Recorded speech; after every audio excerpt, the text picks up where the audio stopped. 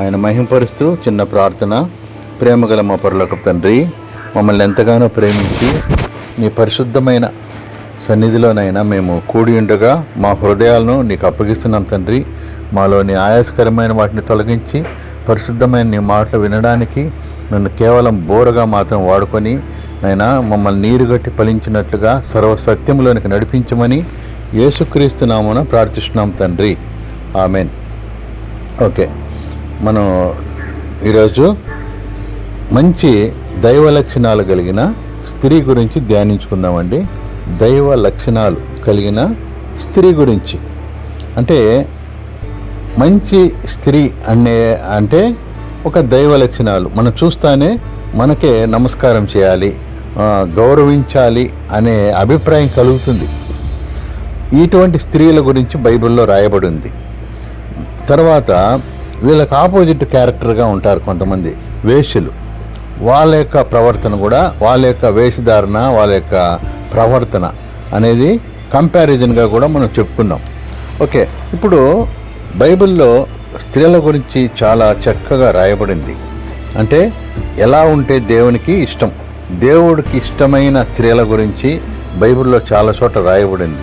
వాళ్ళు ఎందుకు బైబిల్లో రాయబడ్డారు, వాళ్ళ గురించి బైబిల్లో రాయాల్సిన పని ఏముంది? వాళ్ళ యొక్క ప్రవర్తన బట్టి దేవుడు వారిని ఆకర్షించుకున్నారు. భర్తలను కూడా వాళ్ళు సరి అయిన మార్గంలో నడిపించుకున్నారు. అటువంటి స్త్రీల గురించి బైబిల్లో మనం ధ్యానించుకుందాం. ఫస్ట్ అలంకరించబడిన స్త్రీ. అలంకరించబడిన స్త్రీ ఎలాగుంటుంది? ఏ అలంకరణ రెండు విధాలు ఉంటాయి. బాహ్య అలంకరణ, అంతరంగ అలంకరణ. బైబిల్లో అంతరంగ అలంకరణ గురించి రాయబడింది. బాహ్య అలంకరణ అది దానివల్ల దాన్ని ప్రమోట్ చేయడు బైబిల్. ఎందుకంటే బాహ్య అలంకరణ నువ్వు అందంగా ఉన్నావని, నిన్ను అందరినీ ఆకర్షించుకునే దానికి బాహ్య అలంకరణ గురించి చూస్తాం. మరి అంతరంగ అలంకరణ అనేది దేవునికి ఇష్టమైనది. అంతరంగాన్ని కూడా ఎలా అలంకరించుకోవాలా? అంతరంగంలోకి మనం నగలు, మనము గోల్డ్ ఐటమ్స్ కానీ ఇవన్నీ బయట వేసుకుంటాం, అలంకరంగా చేసుకుంటాం. కానీ అంతరంగంలో ఇవి ఎలాగేసుకుంటామంటే ఆ లక్షణాల ద్వారా మనం అలంకరించుకోవచ్చు అంట అంతరంగం కూడా. ఇక్కడ అలంకరణ అనగానే మనకు వేషధారణ అనే పదం వస్తుంది. అంటే అలంకరించుకునే వాళ్ళు ఒక ప్రవర్తన ఏంటి? వేషధారణ లాంటి ప్రవర్తన.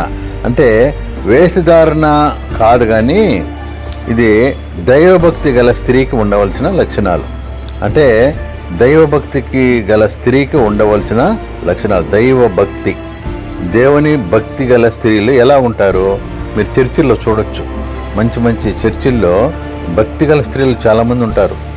వాళ్ళని చూస్తే ఎలా ఉండాలో మనకు అర్థమైపోతుంది కదా. ఆ లక్షణాలతో కూడిన అలంకరణ, బైబిల్ ఆ లక్షణాలతో కూడిన అలంకరణ గురించి చెప్పబడింది.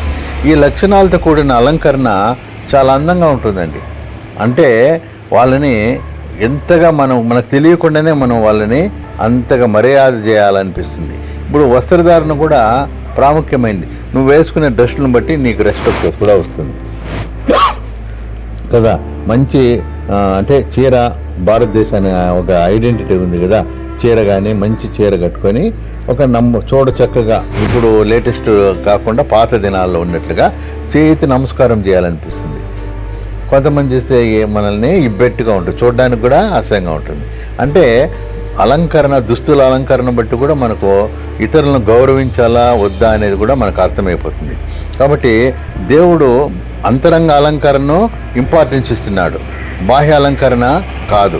మరి అంతరంగ అలంకరణ గురించి మనం ఆలోచిస్తే అది దేవునికి మనుషులకి, దేవునికి అంతరంగ అలంకరణ దేవునికి ఎలా కనిపిస్తుంది అంటే అందంగా కనిపిస్తుందంట. దేవునికి మనుషులకు కూడా అందంగా కనిపిస్తుంది, తన భర్తకు కూడా అందంగా కనిపిస్తుంది. అదే తన యొక్క జీవితాన్ని సంతోషంగా విజయవంతంగా ఉండేలా చేస్తుందంట జీవితాన్ని. మరి యేసుక్రీస్తు వారు తల్లిగా భూమి మీద మరియమ్మనే ఎందుకు ఎంచుకున్నాడు అంటే, భూమి మీద అప్పటికి 2000 సంవత్సరాల క్రితము ఎంతోమంది స్త్రీలు ఉన్నారు. అంటే ఈ యొక్క ప్రమాణం ఎప్పుడు జరిగింది తెలుసా? ఆదికాండం 3:15లోనే ప్రమాణం జరిగింది. ఏమని? స్త్రీ సంతానంలో క్రీస్తు పుడతానని, స్త్రీ సంతానంలో క్రీస్తు పుడతానని ఆదాము పండు తిన్న వెంటనే వాగ్దానం చేస్తాడు దేవుడు. ఆ స్త్రీ సంతానంలో పుట్టబోయేవాడు యేసు ప్రభువే. స్త్రీ సంతానం అంటే ఆయన పురుష సంతానం కాదు, స్త్రీ సంతానం ఆయన. ఎందుకంటే అక్కడ వేసే ప్రమేయం ఏం లేదు. స్త్రీ గర్భం ధరిస్తుంది పరిశుద్ధాత్మ ద్వారా కాబట్టి, ఎందుకంటే పాపం లేనివాడుగా పుట్టాలి కాబట్టి. ఆ స్త్రీ సంతానంగా పుట్టిన యేసు ప్రభువు ఈ లోకానికి రావడానికి ప్రణాళిక ఆదికాండంలోనే జరిగిపోయింది. మరి అప్పటి నుంచి మొట్టమొదటి స్త్రీ అయిన హవ్వ కానీ ఎదురు చూస్తూ ఉన్నారు. హవ్వకు మొట్టమొదట పుట్టినప్పుడు ఏమంటుంది? దేవుని దయ వలన నేను ఒక కుమారుని కంటిన్యూ అంటుంది కదా కయ్యూను. ఆ కయ్యూను కన్నప్పుడు కూడా ఆమెకు ఎక్స్పెక్టేషన్ ఏమంటే ఒకవేళ దేవుని వాగ్దానము ఈ బిడ్డ ద్వారా నెరవేరుతుందా అని. ఆ విధంగా ఎదురు చూస్తూ ఉంటే అప్పుడు రోమా ప్రభుత్వ కాలంలో యేసు ప్రభువు క్రిస్మస్ మనం జరుపుకుంటాం కదా, మరియా గర్భంలో పుట్టడమే కదా. ఆ మరియా స్త్రీని ద్వారా యేసు ప్రభు ఈ లోకానికి రావాలని ప్రణాళిక జరిగింది. ఆ ప్రణాళిక కొరకు కాలము దేవుడు ఫిక్స్ చేశాడు. ఏ కాలంలో పుట్టాలా, ఎవరికి పుట్టాలా, ఎక్కడ పుట్టాలని దేవుని ప్రణాళిక. అది ఏషియా గారు కూడా 700 సంవత్సరాలు పుట్టకముందే ఆయన ఏషియా గ్రంథంలో రాయించాడు. కాబట్టి కన్యక గర్భవతి కుమారుని కన్నా అది నెరవేరడానికి మరియమ్మను దేవుడు ఏర్పాటు చేసుకున్నాడు. మరి మరియమ్మనే తల్లిగా ఎంచుకోవడానికి కారణం ఏమిటి అని ఆలోచిస్తే ఆమె పరిపూర్ణ కుమారుణ్ణి, యేసు ప్రభు పరిపూర్ణుడు కదా, పరిపూర్ణ కుమారుణ్ణి పరిణతిగా పెంచాలి. పరిణతి అంటే ఫుల్ఫిల్డ్గా అన్నిట్లో పర్ఫెక్ట్గా పెంచడానికి కావలసిన ఆత్మీయ లక్షణాలన్నీ ఆమెలో ఉన్నాయి. నిజమే. ఎందుకంటే పరిపూర్ణుడైన దేవుని కుమారుణ్ణి మనిషి రూపములో శరీరధారునిగా, మనిషి రూపంలో యేసు ప్రభు ఉన్నాడు, శరీరాన్ని ధరించుకొని వచ్చాడు. మనిషి రూపంలోకి ఏమొచ్చింది? ఆత్మ వచ్చింది. దేవుడు పరిశుద్ధ ఆత్మ గర్భంలోకి వచ్చినప్పుడు పెంచడానికి కావలసినటువంటి లక్షణాలు కలిగిన వ్యక్తి కావాలి. ఆ స్త్రీ మరియమ్మ. ఎందుకంటే మరియమ్మ చేతిలోని యేసు ప్రభు పెరిగాడు కదా, 33 సంవత్సరాలు భూమి మీద ఉన్నాడు. కాబట్టి ఈ బాల్యం నుంచి యవ్వనం వరకు యేసు ప్రభు తల్లిదండ్రుల మధ్యనే పెరిగాడు, ఆ పరిస్థితుల్లోనే పెరిగాడు అనే మనం గమనించాల. మరి ఆదాముకైతే బాల్యం లేదు, ఆయన యవ్వనుగానే క్రియేట్ చేయబడ్డాడు. యేసు ప్రభుకి అయితే బాల్యం కూడా ఉంది. కాబట్టి 33 సంవత్సరాలు తల్లి పెంచడానికి ఆమెకి ఎంత జ్ఞానం కావాలా కదా, ఆత్మీయ స్థితి ఎలా ఉండాలా, దేవుని కుమారునిగా పెంచడానికి అవన్నీ చూసి మరియ దేవుడు ఎన్నుకున్నాడు. అలా లక్షణాలు కలిగిన వ్యక్తి ఎవరున్నారు అంటే అలాంటి లక్షణాలు మరియలో ఉన్నాయి కాబట్టి దేవుడు ఎన్నుకున్నాడు. భూమి మీద జన్మించిన వ్యక్తుల్లో గొప్ప గుణవంతురాలు ఆమె.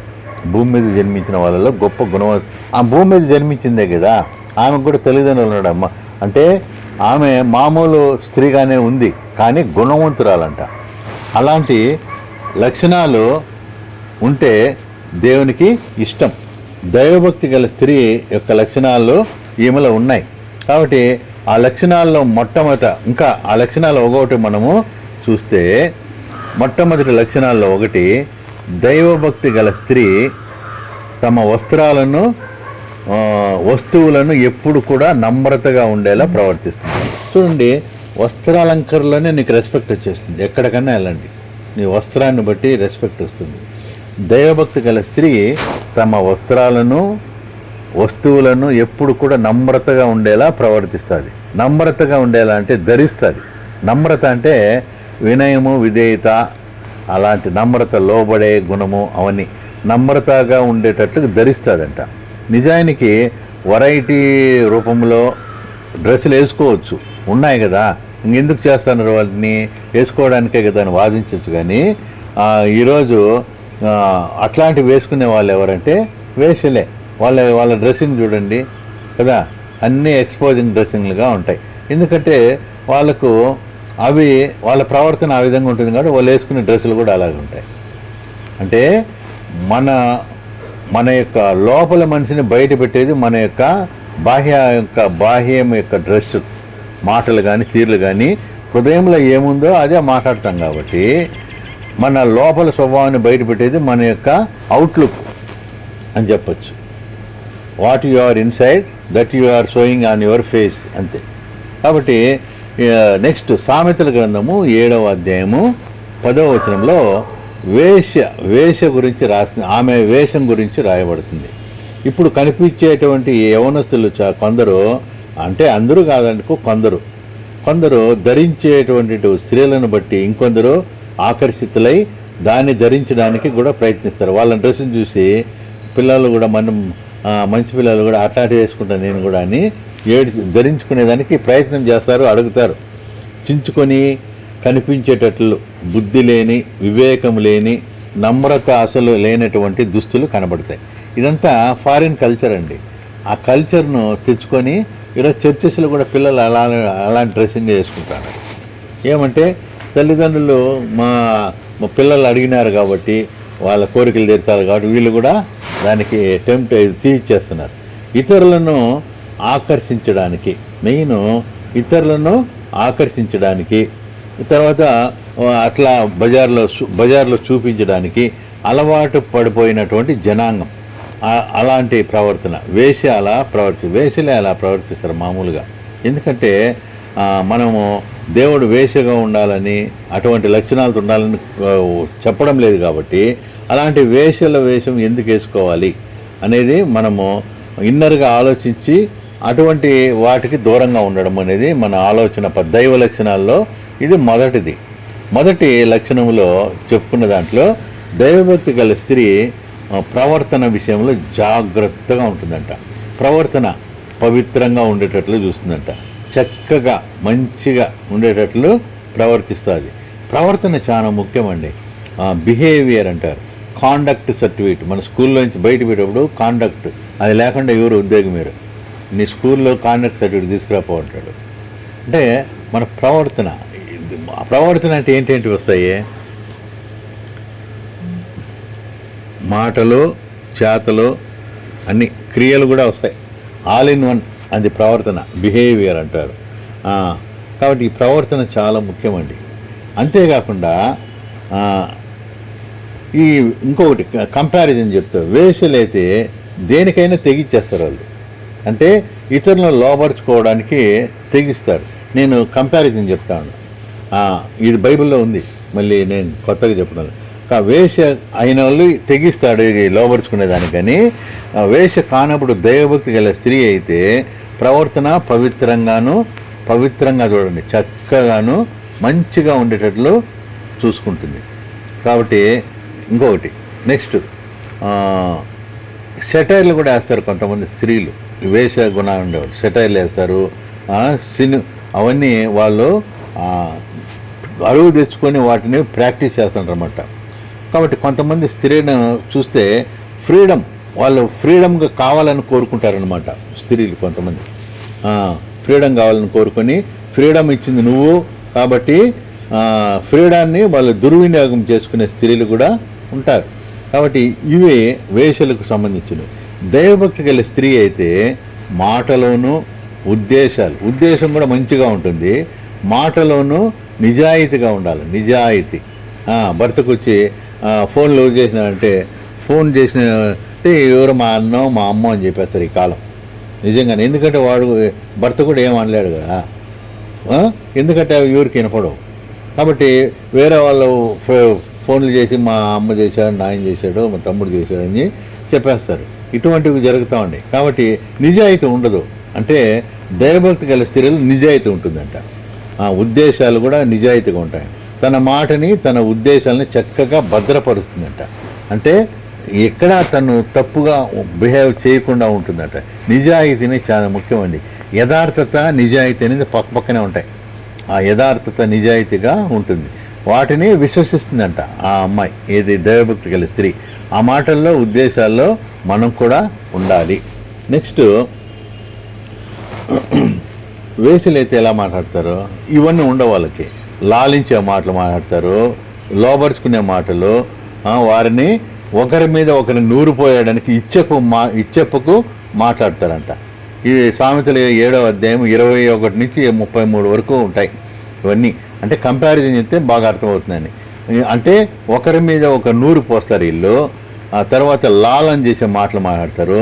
ఇప్పుడు సంసోన్ దగ్గరికి దెలీలా ఎంత లాలన చేసింటే సంసోన్ పడిపోతాడు కదా. ఆమె తొడ మీద పడుకున్నట్లుగా ఉంటుంది వాక్యం కదా. అంటే తల దూవుతూ ఆయన నీ బలం ఎక్కడుంది అని అడగడంలో ఎంత లాలన చేసి ఉంటుంది కదా.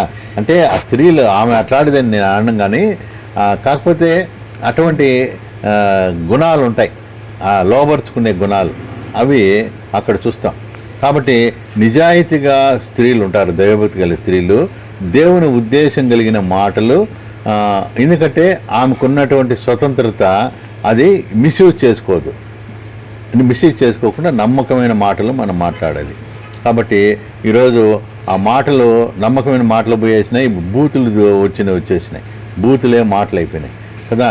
ఈరోజు టిక్టాక్లని, టీవీల్లో, ఫోన్లలో అంతా వంకర టింకర మాటలు, డబుల్ మీనింగ్ మాటలు ఇవన్నీ వచ్చేసాయి. ఇవి బయటకు చెప్పకపోయినా ఈ క్యారెక్టర్ అంటే క్యారెక్టర్ను వాళ్ళు బయటకు చూపిస్తున్నారు, వాళ్ళలో క్యారెక్టర్. ఇవి క్యారెక్టర్ వేసుకోవడము, దాన్ని ఆ విధంగా నటించడం కూడా చేస్తాను. ఇప్పుడు చిన్న పిల్లల దగ్గర ఈ పెద్ద పెద్ద మాటలు మాట్లాడిస్తూ నవ్వుకోవడము, మళ్ళీ భార్య వచ్చి భర్తని హింసించడము, ఇవన్నీ చూస్తాను. దీనివల్ల ఏమవుతుంది, సొసైటీకి ఒక బ్యాడ్ మెసేజ్ పోతుంది. అంటే స్త్రీలు ఇట్లాంటి వాళ్ళ డామినేషన్ క్యారెక్టర్ అని ఇట్లాంటివి ఎక్కువ ఉంటాయి. ఎక్కువ అవే నవ్వుకునే దానికి చేస్తారు. అవి చిన్నపిల్లలు చూసి వాళ్ళ మనసులో ఏమనుకుంటారో వాళ్ళకి అవే వాళ్ళ మనసులో ప్రింట్ అయిపోతాయి. ఎందుకంటే వాళ్ళు చూసిందే వాళ్ళు వాటిని తీసేసుకుంటారు కదా. అవి వాళ్ళ జీవితాలకు అన్వయించుకుంటారు చివరికి.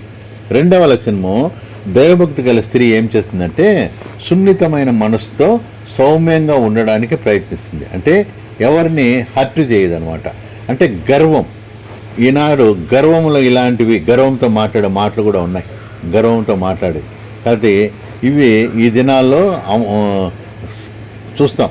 అంటే బయట సమాజంలో అంటే సౌమ్యంగా మాట్లాడడానికి, గర్వంగా మాట్లాడడానికి తేడా ఉంటుంది.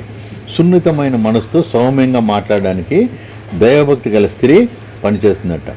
అదే వేశ్య ఎలా మాట్లాడుతుందంటే బొబ్బలు పెట్టేదిగా, బజార్లు అందరూ చూడాలని బొబ్బలు పెట్టేదిగా, బొబ్బలు పెట్టి పుల్లలు పెట్టి బుద్ధి లేని తత్వంతో మూర్ఖంగా ప్రవర్తిస్తుంది ఆ విధంగా. నెక్స్ట్, సున్నితమైన మనసుతో సౌమ్యంగా ఉండే భక్తి గల స్త్రీ కానీ ఆమె ఎలా ఉంటుందంటే సౌమ్యంగా మాట్లాడుతుంది. అంటే వినడానికి అనుకూలమైన మాటలు. అబిగేయులు అలాగే మాట్లాడుతుంది. దావీదు కోపంతో అబిగేయులు నాబాలును చంపడానికి వచ్చినప్పుడు చాలా అంటే ఎలాగంటే ఒక జ్ఞానం గల స్త్రీ ఎలా గుణవంతురాలైన స్త్రీ ఆమె చక్కగా దావీదు యొక్క కోపాన్ని తగ్గించేసుకొని దావీదు వెనక్కి వెళ్ళిపోతాడు. భర్తను చంపడానికి వచ్చిన వాడు కోపంతో మృదువైన మాటలు, కోపం చల్లార్చును, ఇవన్నీ ఆ దైవ లక్షణాలు గల స్త్రీలో ఉంటాయి. అదే ఇతరులు అయితే బొబ్బలు పెడతారు, కేకలు వేస్తారు, ఇంట్లో కొట్లాడితే వీధిలో వాళ్ళంతా చూడాలా ఏం జరుగుతుంది ఇంట్లో. అట్లా భయంకరంగా ఉన్నాయి సమాజంలో మనం చూస్తూ ఉంటాం. ఎందుకు అంత రెచ్చిపోవాల్సిన పని ఏముంది, కంట్రోల్ చేసుకునే పని ఏముంది కదా.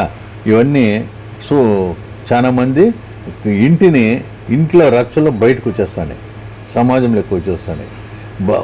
అంటే ఇంట్లో గుట్టు బయటికి రాకూడదు. ఎప్పుడు 4 గోడలు దాటిందంటే అది రచ్చ అయిపోయినట్లే. 4 గోడల మధ్యనే ఉండాలి భార్యాభర్తల గొడవలు కూడా, బయటికి రాకూడదు. కాబట్టి ఇటువంటివి మనం జాగ్రత్తగా ఉండాలి. ఇవన్నీ బైబిల్లో స్త్రీల యొక్క లక్షణాలు కాదు. నెక్స్ట్, స్త్రీలు ఎలా ప్రవర్తిస్తారంటే నెక్స్ట్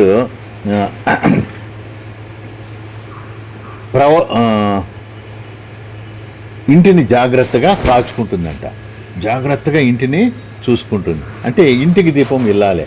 ఇంటిని చూసి ఇల్లాలను చూడమంటారు. ఫస్ట్ ఇల్లాలను చూసి ఇంటిని చూడమంటారు. ఇంటిని చూసి ఇల్లు అది చక్కగా అలంకరించబడితే ఓకే, మంచి ఇల్లాలు, ఇంటికి దీపం ఇల్లాలే అనే సామెత ఉంది కదా. కాబట్టి చీకటి త్రోలేటటువంటి దీపంగా స్త్రీ ఉండాలంట. చీకటిని తోలే దీపంగా, ఆ ఇంటికి యజమానిగా అంటే యజమానురాలుగా కూడా ఉండాలి. ఎందుకంటే బాధ్యతలు కూడా తీసుకోవాలి. అంటే జాగ్రత్తగా కాయడం అనేది ఇంటి బాధ్యత కొంతమంది స్త్రీలు ఈ బయట తిరుగుతూ ఉంటారు, ఎక్కువ ఇంటిని పట్టించుకోకుండా, ఏం బాధ్యతలు తీసుకోకుండా కదా. భర్తలు కూడా అలాగే ఉంటారు. అంటే ఇంట్లో సమస్యలు లేకుండా ఉండడం కాదని, సమస్యలు ఉంటాయి కానీ సమస్యలు వస్తాయి కానీ సామరస్యంగా చూసుకోవడము, కాచుకోవడము. అంతేగాని ఇప్పుడు ఆ స్త్రీ ఇప్పుడు చేసుకున్న పరిస్థితుల్లో స్త్రీలే సమస్యలుగా అయిపోతున్నారు. సమస్యగా మారకూడదు స్త్రీ, ఇప్పుడు సమస్యను తీర్చే వాళ్ళగా ఉండాలి. అంటే భర్తలతో డిస్కస్ చేయాలి, ఎలా ప్రాబ్లం సాల్వ్ అంటే వాళ్ళలో ఏక మనసు రావాలా. నీకేం చెప్పేది నేను అని తత్వంతో ఉండకూడదంట. అంటే ఫ్యామిలీలో ప్రాబ్లంలు ఉంటాయి, గొడవలు ఉంటాయి, అంతా కష్టాలు బాధలు అన్నీ ఉంటాయి కానీ వాటిని సమయస్ఫూర్తితో భయముతో భక్తితో దేవుని సన్నిధిలో వాటిని పరిష్కరించుకోవడానికి ప్రయత్నించాలి. అంతేగాని రచ్చ చేయకూడదు. ఇంకొకటి, ఇరుగు పొరుగు వారికి సేవ చేయడానికి, ఇతరులకు సహాయం చేయడానికి ప్రయత్నం చేస్తుందట దైవభక్తి గల స్త్రీ. ఇతరులకు సహాయం చేయడంలో ఉంటుంది. తర్వాత ఇరుగు పొరుగు వారికి సేవ కూడా చేస్తుందట. స్వార్థం ఆమెలో ఉండదు, ఈగో అనేటివి ఉండవు, అహంభావం ఉండదు, ఇవన్నీ ఆమెలో ఉండవంట. ఈరోజు మిగిలినవన్నీ బయట సమాజంలో ఉన్నాయి. ఈగో ఉంది, అహంభావం ఉంది, నేనేంది సహాయం చేసేది, నాకేం పట్టింది అని సొంత అత్తమామలతోనే అంటున్నారు లేదా? మా అమ్మ నాయన కాదు కదా, మీ అమ్మ నాన్న కదా, ఇట్లాంటివన్నీ చిన్నవి. కాబట్టి కుటుంబాలు ఎందుకు మిస్అండర్స్టాండింగ్ వస్తాయంటే ఇటువంటివే. తర్వాత సామెతలు 31:20 ఉంటుంది, దీనులకు చెయ్యినందించువారు దరిద్రులకు చెయ్యి అందించువారు అనే మాటలు ఉంటాయి. దీనులకు దరిద్రులకు చెయ్యి అందించి తగిన వారికి సహాయం చేసే స్త్రీగా ఉంటుంది. దైవభక్తి గల స్త్రీ ఈ యొక్క లక్షణం ధరించుకొని ఉంటుందట.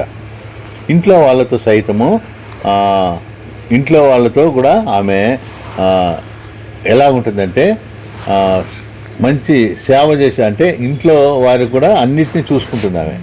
అంటే పెద్దవాళ్ళను చిన్నవాళ్ళని అంతా మేనేజ్ చేసేటట్లుగా ఉంటుందంట. ఇంకొక లక్షణము, నమ్మదగినదిగా ఉండడానికి ప్రయత్నం చేయాలి.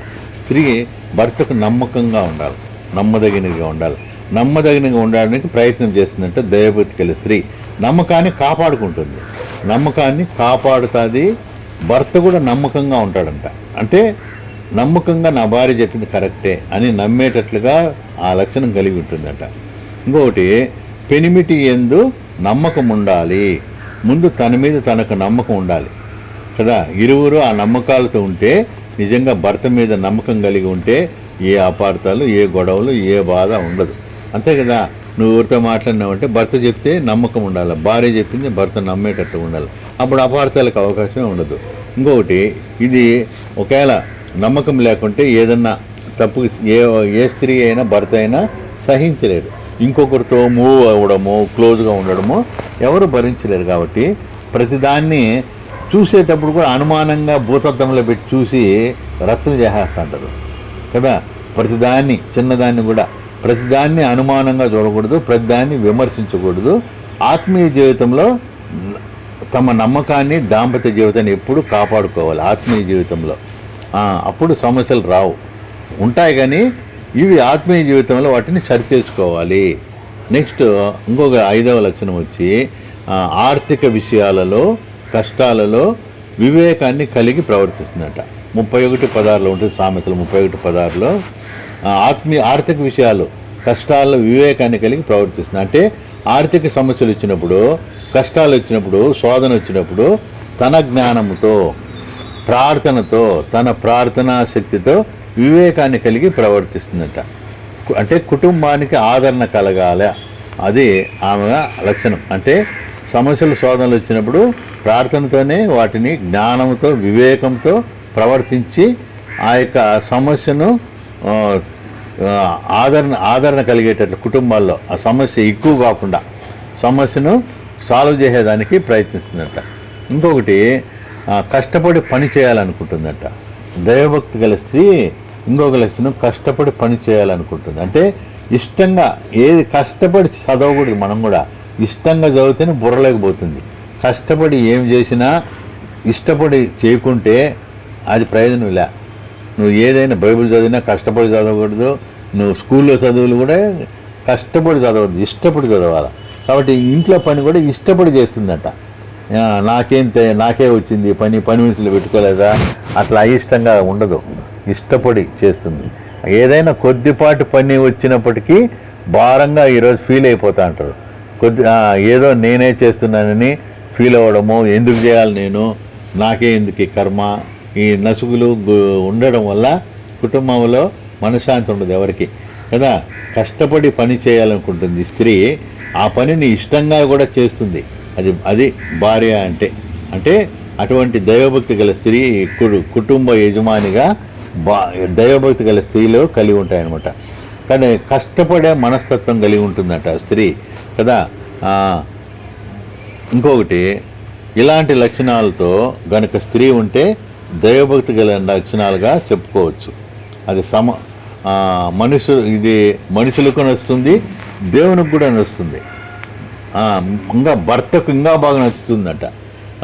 దేవునికి నచ్చేటట్లుగా, భర్తకు నచ్చేటట్లుగా, మనుషులకు నచ్చేటట్లుగా ఇటువంటి దైవ లక్షణాలు కలిగి ఉండాలని మనకు సామెతలు 31 అధ్యాయం అంతా ఇవే రాయి. అదే ఇటువంటి లక్షణాలు ఉంటే గుణవంతురాలు అవుద్దంట కదా, గుణవంతురాలు అవుతుంది. తిమోతి పత్రిక 2వ అధ్యాయము 1 తిమోతి 2:9 ఒక మాట ఉంటుంది. 1 తిమోతి పత్రిక 2వ అధ్యాయం 9 స్త్రీకి ఉండవలసిన లక్షణాలు చెప్తుంటూ అనకువ ఉండాలి. అనకం అనేది ఉండాలి. స్వబుద్ధి ఉండాలి, అంటే మంచి బుద్ధి. అనకువ స్వబుద్ధి ఏ స్త్రీలో కనబడతాయో ఆ భక్తికి తగినట్లు సత్క్రియలు కూడా ఉండాలి. 10వ వచనంలో సత్క్రియలు కూడా ఉంటాయి. అంటే అనకువ స్వబుద్ధి సత్క్రియలు అంటే సత్యం అంటే వాక్యం కదా, వాక్య సంబంధమైన క్రియలు. అసలు ఇవన్నీ చూడాలి. ఈరోజు టిక్టాక్లని, ఫేస్బుక్లని, వాట్సాప్లని, స్టేటస్ల కోసం ఇవన్నీ చూపిస్తున్నారు కదా టీవీల్లో కన్నా. స్టేటస్లు, మళ్ళీ టిక్టాక్లని, మళ్ళీ సెల్ఫీలని, ఎంతమంది చచ్చిపోతున్నారు నెలల్లో పడిపోయి, కింద పడిపోయి, మిద్దె మీద నింటి కదా. సత్క్రియలు కాబట్టి ఇట్లా కాదు, ఇవి స్టేటస్ల కోసం, ఫోటోల కోసము దిగడం కాదు, కానీ సత్క్రియలు చేసి మనసుతో చేసే సత్క్రియలు చేసేవారిగా ఉండాలంట. అంటే సత్క్రియలు చేయాలనే మనసు ఉంటే అది దైవభక్తి యొక్క లక్షణాలు. ఇంకొక మాట 1 తిమోతి 2:11 మాట ఉంటుంది. 1 తిమోతి 2:11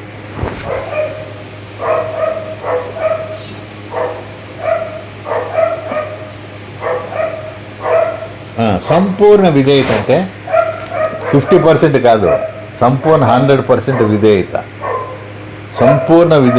సంపూర్ణమైన విధేయత కలిగి అణిగి ఉండడం అని అనుకుంటారు చాలామంది. విధేయత అంటే అణిగి ఉండడమేనా? సంపూర్ణ విధేయత అంటే ఇది అణిగి అనే పదము విధేయత, లోబడ్డము, వినడం అంతే. మరి ఈ లక్షణము చాలామంది పోయింది ఈరోజు కదా. విధేయత సంపూర్ణ విధేయత బదులు విచ్చలవిడిగా అయిపోయినారు ఈరోజు. ఏ మాట భర్త చెప్తే నువ్వేం చెప్పేది నాకు నా వల్ల కాదు పోని ఆ విచ్చలవిడిగా ఉండడమే ఈరోజు స్త్రీలలో ఉన్న వ్యవస్థ. అంటే ఒక 30 ఏళ్ళ ముందు ఉన్న స్త్రీలు ఇప్పుడున్న స్త్రీలకు చాలా మార్పులు ఉన్నాయండి, చాలా మార్పులు. అప్పుడు ఆ విధంగా ఉండేది, ఈరోజు డబ్బు అంతా రివర్స్ అయిపోయింది ఈ దినాల్లో. కాబట్టి ఇప్పుడు 1 తిమోతి 2వ అధ్యాయంలో 15వ వచనంలో ఒక మాట ఉంటుంది. 1 తిమోతి 2వ అధ్యాయము 15వ వచనం.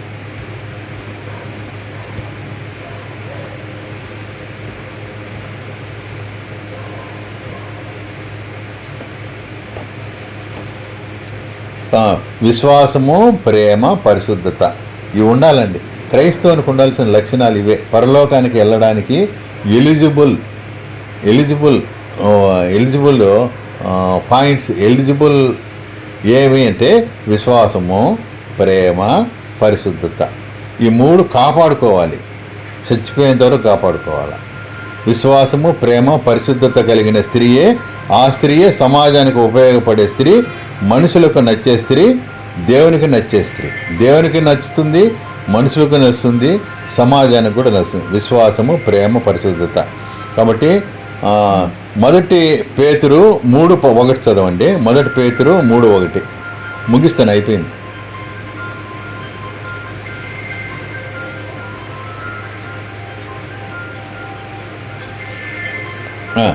మీ స్వపురుషులకు పురుషులకు లోబడి ఉండాలి అనేటటువంటి వాక్యము చాలా సార్లు కనిపిస్తుంది. లోబడ్డం అంటే వాళ్ళ పాదాల కింద ఉండడము, అని కాకుండా అహంకారంతో, బుద్ధి లేని తత్వంతో, ఈగోతో, సెల్ఫిష్గా ఆలోచిస్తూ వ్యతిరేకులుగా మారకుండా ఉండాలి. అంటే ఈగోలు వస్తాయి, భార్యాభర్తల మధ్య ఈగోలు వస్తే చాలా ప్రాబ్లం. అది నేనేం చేసేది, నాకేం పట్టింది, ఇట్లాంటివి రాకూడదు. తర్వాత అహంకారము, ఇది పెంపకాల్లోనే వచ్చేస్తాయి. ఎందుకంటే పిల్లల్ని తల్లిదండ్రులు అలా పెంచుతారు. ఎందుకంటే నా బిడ్డ అట్లా ఉండాలి, అట్లా రాజకుమార్ లాగా పెంచాలని వాళ్ళకి ఆ విధంగా తయారు చేసి వాళ్ళు అడ్జస్ట్ కాలేకపోతారు భర్తల దగ్గర. అహంకారము, బుద్ధి లేని తత్వంతో, ఈగోతో, సెల్ఫిష్గా ఆలోచిస్తూ వ్యతిరేకులుగా మారకుండా ఉంటే చాలు. అంతేగాని అణిగి అంత అవసరం లేదు. పాదాల కింద పడి ఉండాలని కాదు లోబడ్డం అంటే. బైబిల్ అలా చెప్పదు. ఎందుకంటే పక్కటెముకలను తీశారు కానీ కాళ్ళలో నుంచి తీలా, సమానంగానే చేశాడు దేవుడు. కాబట్టి లోబడ్డం అంటే పురుషుడు స్త్రీకి భర్త కాబట్టి లోబడాలి. అంటే ఎల్లప్పుడూ కూడా పురుషునికి లోబడిన వ్యక్తి దేవునికి నచ్చే వ్యక్తి. అది కూడా కరెక్టే. దేవునికి నచ్చే వ్యక్తి పురుషునికి లోబడిన వ్యక్తి. ఆమెనే దేవుడు ఇష్టపడతాడు, సమాజం కూడా ఇష్టపడుతుంది అని రాయబడుతుంది. ఒకవేళ నెక్స్ట్ 3:1 అయిపోయింది. కాబట్టి పవిత్ర ప్రవర్తన కలిగి ఉండాలి. ఆ స్త్రీ పవిత్ర ప్రవర్తన కలిగి ఉండాలి. అంటే అట్రాక్షన్ చేసే ఆలోచన రాకూడదు. అట్రాక్షన్ అంటే అందరూ నన్నే చూడాలా, నేను బాగా అందరికీ ఫోకస్ కావాలనేటువంటి ఆలోచన ఉండకూడదు. ఇది బాహ్య అలంకరణ. అంతరంగ అలంకరణ అంటే అంతరంగ అలంకరణ అంటే మంచి గుణలక్షణాలన్నీ చెప్పినాను కదా, అవన్నీ అంతరంగ అలంకరణతో చెప్పుకోవచ్చు. కాబట్టి ఇటువంటి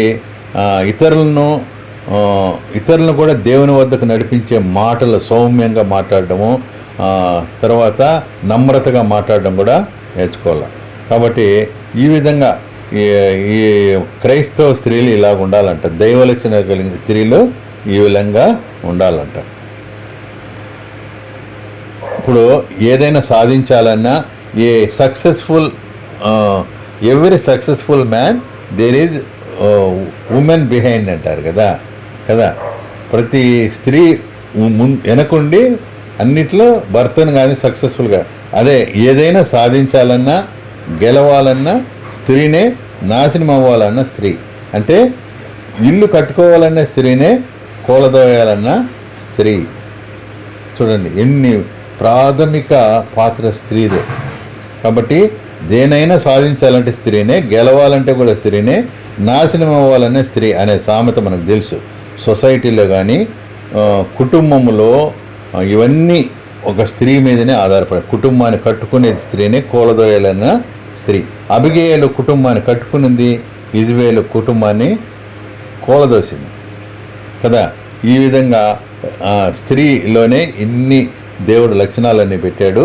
వాటిని ప్రవర్తన ద్వారా స్త్రీ తన భర్తను, దేవుణ్ణి, తర్వాత సమాజాన్ని ఆమె ఇంప్రెస్ చేసేటట్లుగా, ఇష్టపడేటట్లుగా చేయాలని ఈ లక్షణాలన్నీ బైబిల్లో రాయబడ్డాయి.